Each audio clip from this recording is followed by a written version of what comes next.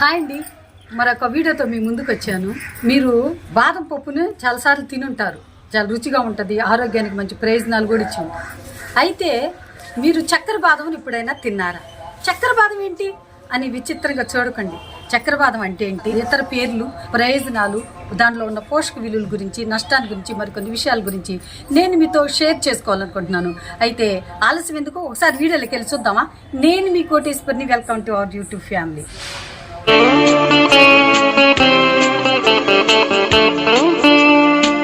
చక్కెర బాదం అంటే వీటికి గల పేర్లు స్కై ఫ్రూట్ అని, ఆకాశ పండు అని, బెటర్ ఆల్మండ్ అని, చేదు బాదం అని, అడవు బాదం అని రకరకాలుగా పిలుస్తూ ఉంటారు అన్నమాట. దీంట్లో ఉన్న పోషక విలువలు ఏంటంటే విటమిన్లు, క్రొవ్వులు, ఖనిజాలు, పోలిక్ యాసిడ్, పిండి పదార్థాలు, కొవ్వు ఆమ్లాలు, ఎంజైములతో పాటు అనేక పోషకాలు ఉన్నాయి అన్నమాట. దీనివల్ల ప్రయోజనాలు ఏంటంటే కొలెస్ట్రాల్ స్థాయిని నియంత్రిస్తుంది, ఓవరీస్ లో నీటి బొడగలు పోతాయి, నిద్ర సమస్యను అధిగమించడానికి చక్కెర బాదం చాలా ఉపయోగకరంగా ఉంటుంది, రక్త ప్రసరణను మెరుగుపరచడానికి స్కై ఫ్రూట్ ఎంతగానో ఉపయోగపడుతుంది, ఊబకాయము, స్త్రీలలో వచ్చే పీసీఓడి సమస్యలకు, ముఖ్యంగా మధుమేహానికి ప్రకృతి సిద్ధమైన ఔషధం అన్నమాట ఈ యొక్క చక్కెర బాదం. ఇవి మనం చిన్నప్పుడు సోషల్లో జాగ్రఫీ లెసన్లో మనం చదువుకున్నాం కదా. భూమధ్య రేఖ పరిసర ప్రాంతాల్లో పెరిగే అడవులను సతత హరితరణ్యాలు, భూమధ్య రేఖ అరణ్యాలు అంటారు. ఈ భూమధ్య రేఖ అరణ్యాలలో సాల్, టేకు, మహాగని, ఎబోని అని వృక్షాలు పెరుగుతూ ఉంటాయి. ఈ యొక్క మహాగని వృక్షము పెద్ద వృక్షాలు అనమాట, అందుకే దీన్ని పీనా ప్లాంట్ అంటారన్నమాట.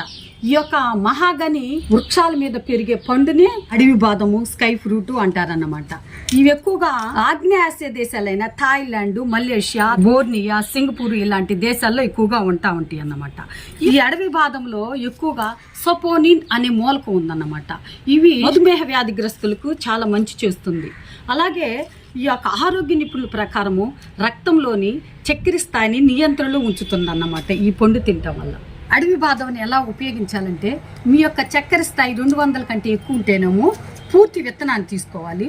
మీ యొక్క చక్కెర స్థాయి 200 కంటే తక్కువ ఉంటేనేమో దీంట్లో సగం మాత్రమే తీసుకోవాలన్నమాట. దీన్ని ఈ విధంగా ఒలిస్తే వస్తుంది అనమాట. దీంట్లో సగం మాత్రమే తీసుకోవాలి. ఈ యాక్చువల్గా తినడానికి చాలా చేదుగా ఉంటుంది, అందుకని తినడానికి ఇబ్బందికరంగా ఉంటే టాబ్లెట్ మాదిరిగా వేసుకోవచ్చు అన్నమాట. మార్నింగ్ బ్రష్ చేసిన వెంటనే ఈ బాదం తీసుకోమని ఆరోగ్య నిపుణులు చెప్తున్నారన్నమాట. కాఫీ, టీ, పాలు ఇలాంటి ఇతర ఆహార పదార్థాలు తీసుకున్న గంట పాటు ఏమీ తీసుకోకూడదు అన్నమాట. నష్టాలు ఏంటంటే ఎక్కువ తీసుకోవటం వల్ల కాలేయం దెబ్బతింటుంది. అందుకే ఉదయం ఒకటి, రాత్రికి ఒకటి మాత్రమే తీసుకోవాలి, రోజుకు 2 మాత్రమే. ఫ్యాట్ లివర్ ప్రాబ్లం ఉంటే అసలు తినద్దు. ఇన్ కేస్ ఆఫ్ తిన్న తర్వాత వికారంగా ఉంటే వెంటనే ఆపేయాలన్నమాట. థైరాయిడ్, లివర్ సమస్య, కిడ్నీ సమస్య ఉంటే డాక్టర్ అడ్వైస్ తీసుకొని తినండి. మనం చిన్నప్పుడు చదువుకున్నాం కదా, భూమి కూడా పెద్ద అయస్కాంతం అని. అన్ని పండ్లు చెట్లకి ఇట్లాగా ఏలాడుతూ ఉంటాయి, అంటే భూమి గురుత్వాకర్షణ శక్తి వల్ల కిందకి ఏలాడుతూ ఉంటాయి.